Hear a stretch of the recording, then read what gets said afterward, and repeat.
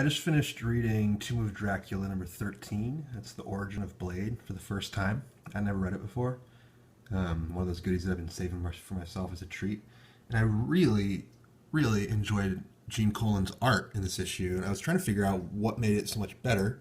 Part of it, I think, is answered here in the letters to the editor section with this Ricky Campbell letter, where he's talking about how, right in this paragraph right here, how Vince Colletta was doing the inking for Gene for a while on Tomb of Dracula, I guess.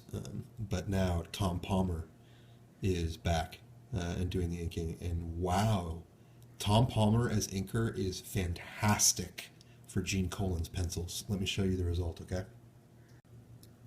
Okay, here we go into Tomb of Dracula, number 13. I'm not going to show the whole book, because this is not going to be a beyond the covers type video. Just wanted to relatively quickly showcase the Gene Colan Tom Palmer combo, which I think some of you will agree is pretty effing sweet. Alright, let's open this bad boy up here. And I'll probably be stopping the video so that you don't have to wait for me to thumb through the comic book, so that the video is shorter. But let's just take a look at the splash page. And from here on out, I'm going to not talk as much. I'm going to take some imitation notes from Nick and let the pictures do the talking. Gene Colan and Tom Palmer. Fantastic combo.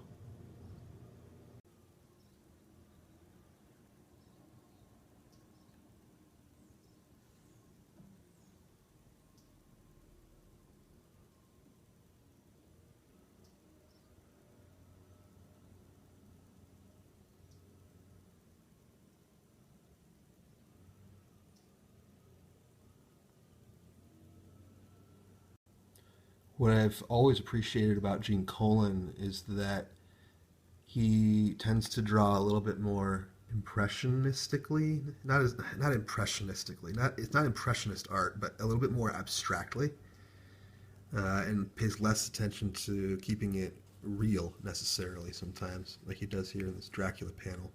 That just looks freaking cool, man. And Gene's expert attention to light and shadows allows him to do some really interesting things with the way that he chooses to draw certain scenes. And Dracula is just a perfect match for Gene Colan's style of art because of how much darkness and shadows are involved in Dracula scenes, right? Lots of details. And sometimes using lighter and fewer strokes than I would expect, especially on the faces. But his choice of when to sparingly use his penciling strokes is quite the result. I don't know if that makes sense. I would expect, for the amount of detail that there is elsewhere, that he would have even more detail on the face of a lot of his characters. But there are actually a lot of lines if you look at the composition of the faces of these characters. He just chooses to put those lines in the perfect spots, letting your brain kind of fill in the gaps, and do a lot of the work of filling in the holes of how it would actually appear to the human eye. But he captures the essence, I guess is what I'm trying to say here. He captures the essence of how we would look at a scene rather than the realistic depiction of the scene.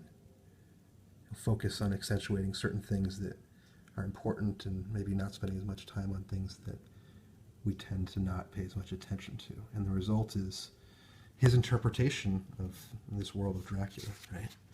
And man, is it a fun one. And a beautiful one.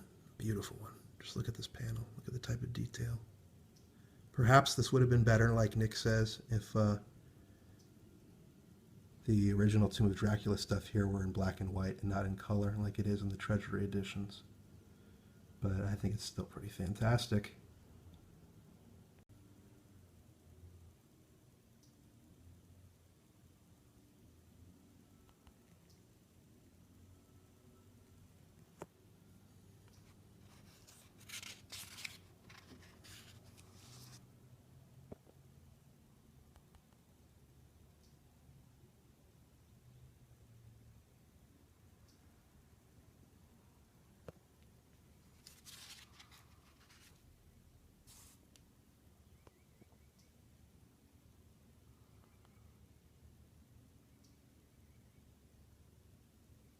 Very different type of art from the rest of the Marvel bullpen, right, guys?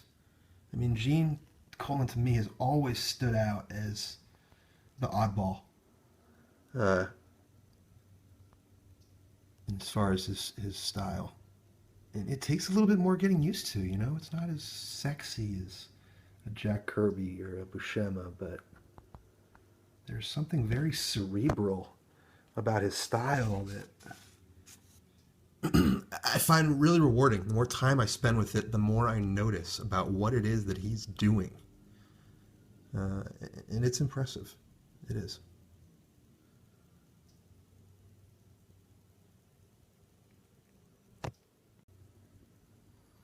Last page here.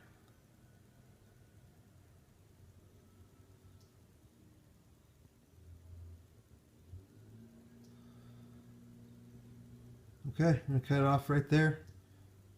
Pretty short, pretty sweet. Just some fantastic art, man. Gene Colan and Tom Palmer. Not too shabby.